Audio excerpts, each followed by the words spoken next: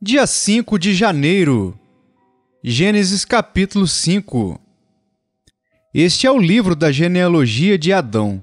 No dia em que Deus criou o homem, à semelhança de Deus o fez. Homem e mulher os criou e os abençoou, e lhes chamou pelo nome de Adão, no dia em que foram criados. Viveu Adão 130 anos e gerou um filho à sua semelhança, conforme a sua imagem, e lhe chamou Sete. Depois que gerou a Sete, viveu Adão 800 anos e teve filhos e filhas. Os dias todos da vida de Adão foram 930 anos, e morreu.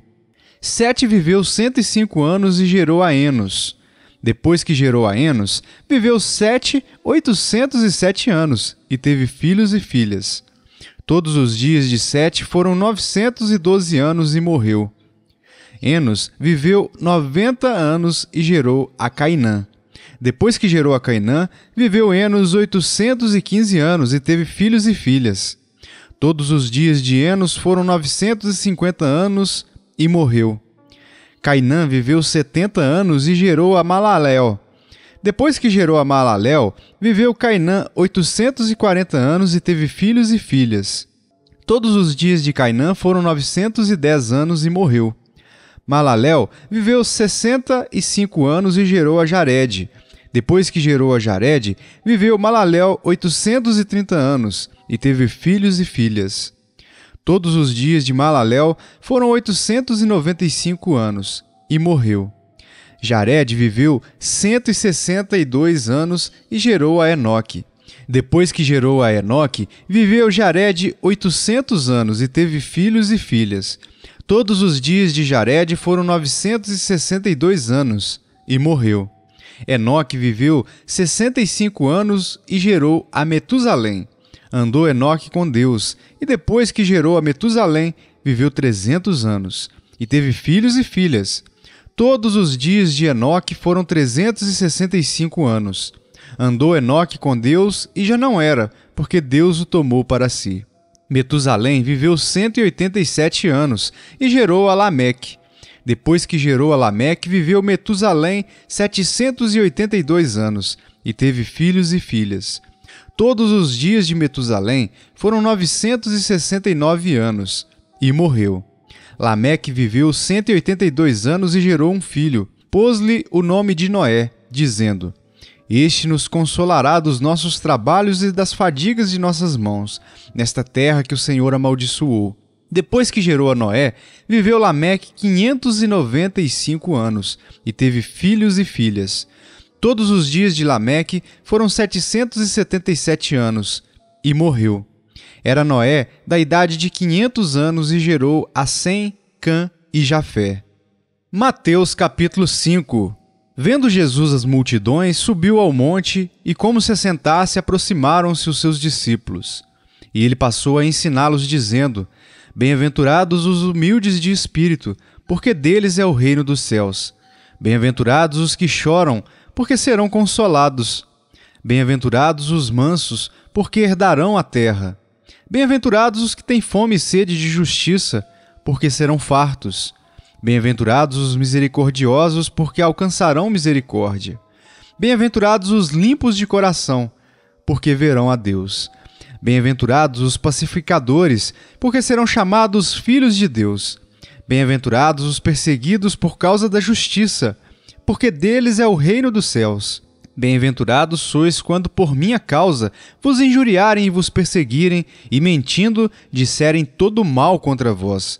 Regozijai-vos e exultai, porque é grande o vosso galardão nos céus, pois assim perseguiram os profetas que viveram antes de vós. Vós sois o sal da terra. Ora, se o sal vier a ser insípido, como lhe restaurará o sabor? Para nada mais presta senão para lançado fora ser pisado pelos homens. Vós sois a luz do mundo. Não se pode esconder a cidade edificada sobre um monte, nem se acende uma candeia para colocá-la debaixo do alqueire, mas no velador, e alumia a todos os que se encontram na casa. Assim brilhe também a vossa luz diante dos homens, para que vejam as vossas boas obras e glorifiquem a vosso Pai que está nos céus. Não penseis que vim revogar a lei ou os profetas. Não vim para revogar, vim para cumprir. Porque em verdade vos digo, até que o céu e a terra passem, nem um i ou um tio jamais passará da lei, até que tudo se cumpra.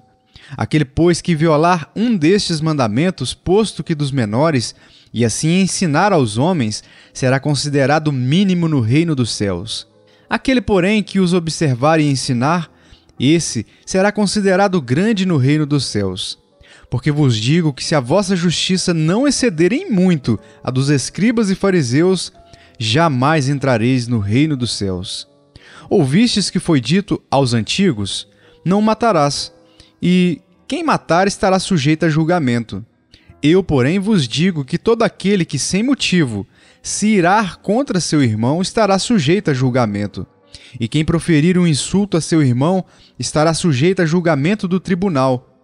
E quem lhe chamar tolo estará sujeito ao inferno de fogo. Se, pois, ao trazeres ao altar a tua oferta, ali te lembrares de que teu irmão tem alguma coisa contra ti, deixa perante o altar a tua oferta, vai primeiro reconciliar-te com teu irmão, e então, voltando, faze a tua oferta. Entra em acordo sem demora com o teu adversário enquanto estás com ele a caminho, para que o adversário não te entregue ao juiz, o juiz ao oficial de justiça, e sejas recolhido à prisão. Em verdade te digo que não sairás dali enquanto não pagares o último centavo. Ouvistes que foi dito, não adulterarás. Eu, porém, vos digo, qualquer que olhar para uma mulher com intenção impura, no coração já adulterou com ela. Se o teu olho direito te faz tropeçar, arranca-o e lança-o de ti, pois te convém que se perca um dos teus membros e não seja todo o teu corpo lançado no inferno. E se a tua mão direita te faz tropeçar, corta e lança de ti, pois te convém que se perca um dos teus membros e não vá todo o teu corpo para o inferno. Também foi dito, aquele que repudiar sua mulher, dê-lhe carta de divórcio. Eu, porém, vos digo, qualquer que repudiar sua mulher, exceto em caso de relações sexuais ilícitas, a expõe a tornar-se adúltera. E aquele que casar com a repudiada, comete adultério. Também ouvistes que foi dito aos antigos, não jurarás falso, mas cumprirás rigorosamente para com o Senhor os teus juramentos. Eu, porém, vos digo, de modo algum jureis, nem pelo céu por ser o trono de Deus, nem pela terra por ser estrado de seus pés, nem por Jerusalém por ser cidade do grande rei. Nem jures pela tua cabeça, porque não podes tornar um cabelo branco ou preto. Seja, porém, a tua palavra sim, sim, não, não. O que disto passar vem do maligno. Ouvistes que foi dito, olho por olho, dente por dente. Eu, porém, vos digo, não resistais ao perverso, mas a qualquer que te ferir na face direita, volta-lhe também a outra. E ao que quer demandar contigo e tirar-te a túnica, deixai-lhe também a capa. Se alguém te obrigar a andar 1 milha, vai com ele 2. Dá a quem te pede e não voltes as costas ao que deseja que lhe emprestes. Ouvistes que foi dito, amarás o teu próximo e odiarás o teu inimigo. Eu, porém, vos digo, amai os vossos inimigos e orai pelos que vos perseguem, para que vos torneis filhos do vosso Pai Celeste, porque ele faz nascer o seu sol sobre maus e bons, e vir chuva sobre justos e injustos. Porque se amardes os que vos amam, que recompensa tendes? Não fazem os publicanos também o mesmo? E se saudardes somente os vossos irmãos, que fazeis demais? Não fazem os gentios também o mesmo? Portanto, sede vós perfeitos como perfeito é o vosso Pai Celeste. Esdras capítulo 5. Ora, os profetas Ageu e Zacarias, filho de Ido, profetizaram aos judeus que estavam em Judá e em Jerusalém, em nome do Deus de Israel, cujo espírito estava com eles. Então se dispuseram Zorobabel, filho de Sealtiel, e Jesua, filho de Josadaque, e começaram a edificar a casa de Deus, a qual está em Jerusalém, e com eles os referidos profetas de Deus que os ajudavam. Nesse tempo veio a eles Tatenai, governador d'Aquém, do Eufrates, e Setar-Bozenai, e seus companheiros, e assim lhes perguntaram, quem vos deu ordem para reedificardes esta casa e restaurardes este muro? Perguntaram-lhes mais, e quais são os nomes dos homens que constroem este edifício? Porém, os olhos de Deus estavam sobre os anciãos dos judeus, de maneira que não foram obrigados a parar, até que o assunto chegasse a Dário e viesse resposta por carta sobre isso. Eis a cópia da carta que Tatenai, o governador d'Aquém do Eufrates, com Setar-Bozenai e os seus companheiros, os afarzaquitas, que estavam deste lado do rio, enviaram ao rei Dário, na qual lhe deram uma relação escrita do modo seguinte: Ao rei Dário toda a paz. Seja notório ao rei que nós fomos à província de Judá, à casa do grande Deus, a qual se edifica com grandes pedras. A madeira se está pondo nas paredes, e a obra se vai fazendo com diligência e se adianta nas suas mãos. Perguntamos aos anciãos e assim lhes dissemos: Quem vos deu ordem para reedificardes esta casa e restaurardes este muro? Demais disto, lhes perguntamos também pelo seu nome para te os declararmos, para que te pudéssemos escrever os nomes dos homens que são entre eles os chefes. Esta foi a resposta que nos deram: Nós somos servos do Deus dos céus e da terra, e reedificamos a casa que há muitos anos fora construída, a qual um grande rei de Israel edificou e a terminou. Mas depois que nossos pais provocaram a ira do Deus dos céus, ele os entregou nas mãos de Nabucodonosor, rei da Babilônia, o caldeu, o qual destruiu esta casa e transportou o povo para a Babilônia. Porém, Ciro, rei da Babilônia, no seu primeiro ano deu ordem para que esta casa de Deus se edificasse. Também os utensílios de ouro e de prata da casa de Deus, que Nabucodonosor levara do templo que estava em Jerusalém, e os meteu no templo de Babilônia, o rei Ciro os tirou de lá, e foram dados a um homem cujo nome era Sesbazar, a quem nomeara governador, e lhe disse: Toma estes utensílios, e vai, e leva-os ao templo de Jerusalém, e faze reedificar a casa de Deus no seu lugar. Então veio dito Sesbazar e lançou os fundamentos da casa de Deus, a qual está em Jerusalém. E daí para cá se está edificando e ainda não está acabada. Agora, pois, se parece bem ao rei que se busque nos arquivos reais na Babilônia, se é verdade haver uma ordem do rei Ciro para edificar esta casa de Deus em Jerusalém, e sobre isto nos faça o rei saber a sua vontade. Atos dos Apóstolos, capítulo 5. Entretanto, certo homem chamado Ananias, com sua mulher Safira, vendeu uma propriedade, mas em acordo com sua mulher, reteve parte do preço, e levando o restante, depositou-o aos pés dos apóstolos.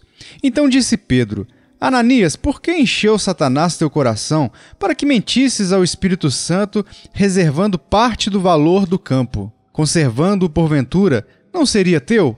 E vendido não estaria em teu poder? Como, pois, assentaste no coração este desígnio? Não mentiste aos homens, mas a Deus. Ouvindo estas palavras, Ananias caiu e expirou, sobrevindo grande temor a todos os ouvintes. Levantando-se os moços, cobriram-lhe o corpo e, levando-o, o sepultaram. Quase 3 horas depois, entrou a mulher de Ananias, não sabendo o que ocorrera. Então Pedro, dirigindo-se a ela, perguntou-lhe: Dize-me, vendestes, portanto, aquela terra? Ela respondeu: Sim, portanto. Tornou-lhe Pedro: Por que entrastes em acordo para tentar o Espírito do Senhor? Eis aí à porta os pés dos que sepultaram o teu marido, e eles também te levarão. No mesmo instante, caiu ela aos pés de Pedro e expirou. Entrando os moços, acharam-no morta, e levando-a, sepultaram-na junto do marido. E sobreveio grande temor a toda a igreja e a todos quantos ouviram a notícia destes acontecimentos. Muitos sinais e prodígios eram feitos entre o povo pelas mãos dos apóstolos. E costumavam todos reunir-se de comum acordo no pórtico de Salomão. Mas dos restantes, ninguém ousava juntar-se a eles, porém o povo lhes tributava grande admiração. E crescia mais e mais a multidão de crentes, tanto homens como mulheres agregados ao Senhor, a ponto de levarem os enfermos até pelas ruas e os colocarem sobre leitos e macas, para que, ao passar Pedro, ao menos a sua sombra se projetasse em alguns deles. Afluía também muita gente das cidades vizinhas a Jerusalém, levando doentes e atormentados de espíritos imundos, e todos eram curados. Levantando-se, porém, o sumo sacerdote e todos os que estavam com ele, isto é, a seita dos saduceus, tomaram-se de inveja, prenderam os apóstolos e os recolheram à prisão pública. Mas de noite, um anjo do Senhor abriu as portas do cárcere e, conduzindo-os para fora, lhes disse: Ide, e apresentando-vos no templo, dizei ao povo todas as palavras desta vida. Tendo ouvido isto, logo ao romper do dia, entraram no templo e ensinavam. Chegando, porém, o sumo sacerdote e os que com ele estavam, convocaram o sinédrio e todo o senado dos filhos de Israel e mandaram buscá-los no cárcere. Mas os guardas, indo, não os acharam no cárcere, e tendo voltado, relataram, dizendo: Achamos o cárcere fechado com toda a segurança, e as sentinelas nos seus postos junto às portas, mas abrindo-as, a ninguém encontramos dentro. Quando o capitão do templo e os principais sacerdotes ouviram essas informações, ficaram perplexos a respeito deles e do que viria a ser isto. Nesse interim, alguém chegou e lhes comunicou: Eis que os homens que recolhestes no cárcere estão no templo ensinando o povo. Nisto, indo o capitão e os guardas, os trouxeram sem violência, porque temiam ser apedrejados pelo povo. Trouxeram-nos apresentando-os ao sinédrio, e o sumo sacerdote interrogou-os, dizendo: Expressamente vos ordenamos que não ensinasseis nesse nome. Contudo, enchestes Jerusalém de vossa doutrina, e quereis lançar sobre nós o sangue desse homem. Então Pedro e os demais apóstolos afirmaram: Antes importa obedecer a Deus do que aos homens. O Deus de nossos pais ressuscitou a Jesus, a quem vós matastes, pendurando-o num madeiro. Deus, porém, com a sua destra, o exaltou a príncipe e salvador, a fim de conceder a Israel o arrependimento e a remissão de pecados. Ora, nós somos testemunhas destes fatos, e bem assim o Espírito Santo, que Deus outorgou aos que lhe obedecem. Eles, porém, ouvindo, se enfureceram e queriam matá-los. Mas levantando-se no sinédrio um fariseu chamado Gamaliel, mestre da lei, acatado por todo o povo, mandou retirar os homens por um pouco e lhes disse: Israelitas, atentai bem no que ides fazer a estes homens, porque antes destes dias se levantou Teudas, insinuando ser ele alguma coisa, ao qual se agregaram cerca de 400 homens.